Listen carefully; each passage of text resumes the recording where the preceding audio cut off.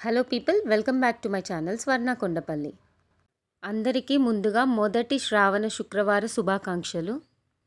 ముందు రోజు ఎన్ని చికాకులున్నా, గొడవలున్నా, మైండ్ ఎలా ఉన్నా కూడా లేచి యోగా చేసుకొని కాసేపు మెడిటేషన్ చేసుకుంటే దానంత ప్రశాంతత ఇంకేదీ ఉండదు అసలు. డైలీ రొటీన్లో ఒక 20 మినిట్స్ అయినా యోగా అండ్ మెడిటేషన్కి కేటాయిస్తే డిప్రెషన్ అనే సమస్యనే ఉండదు మనకి. టీ ఆర్ కాఫీ ఏదో ఒకటి తాగి రిలాక్స్ అయిపోయి ఇక పూజ చేసుకుంటే ఇంకా చెప్పనక్కర్లేదు మనశ్శాంతి ఎంత ఉంటుందో. ఏందిరా ఈమె ఊరికే మనశ్శాంతి ప్రశాంతత అంటది అని అనుకోకండి. ఇక ఈ జనరేషన్ పిల్లలైతే చెప్పనే అక్కర్లేదు, డిప్రెషన్లోకి ఈజీగా వెళ్ళిపోతున్నారు. ఇలా డిప్రెస్ అయిపోవాలనుకుంటే మా జనరేషన్ వాళ్ళు ఎప్పుడో దేవుడి దగ్గరికి చేరుకునే వాళ్ళము. నేనైతే మంచి చెడు ఏది జరిగినా ఆ శివయ్యనే నమ్ముకుంటాను. అలా నమ్ముతూ ఉంటే కూడా అమ్మో నిజమైన భక్త, ఇది దొంగ భక్త అని అనేవాళ్ళు కూడా ఉంటారు. కానీ అవన్నీ పట్టించుకుంటూ కూర్చుంటే ఇంకా మనకి మనశ్శాంతి అనేదే ఉండదు. ఆఫ్టర్ ఆల్ అందరి కోసం కాదు మనం బ్రతికేది, మన కోసమే మనం బ్రతకాలి.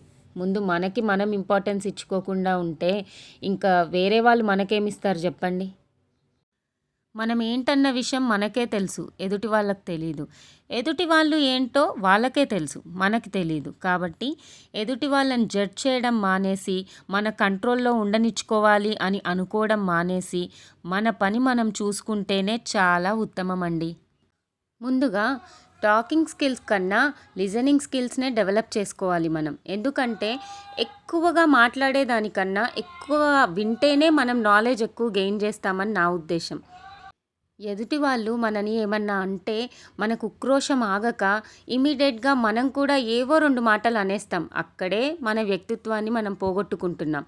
కాబట్టి చాలా కామ్గా విని వాళ్ళు ఏమంటున్నారు, ఏంటి అసలు ఏంది అన్నది ఆలోచించి కామ్గా ఉండే అంత ఉత్తమమైన పని ఇంకేదీ లేదు. మరి మీరేమనుకుంటున్నారో నాకు కామెంట్ చేసి చెప్పండి. మీరు ఎలా బిహేవ్ చేస్తారు, నిజంగా డిప్రెషన్లోకి వెళ్ళకుండా మీరేమేం చేస్తారు, ఎంతమంది యోగా చేస్తారు, మెడిటేట్ చేస్తారు, మీకు ఎలా అనిపిస్తుంది అనేది నాకు కామెంట్ చేసి చెప్పండి. మీ అభిప్రాయాన్ని కూడా నాకు కామెంట్ చేసి చెప్పండి. ఈ వీడియో కనుక మీకు నచ్చినట్టయితే like, share and subscribe to my channel.